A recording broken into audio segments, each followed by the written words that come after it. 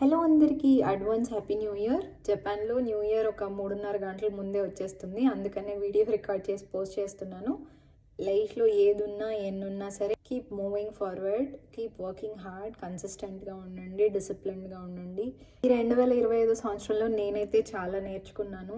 లైఫ్లో ఒక డిఫికల్ట్ డెసిషన్ని తీసుకొని జపాన్ వచ్చాను. ఇక్కడ జాబ్ చేసుకుంటున్నాను.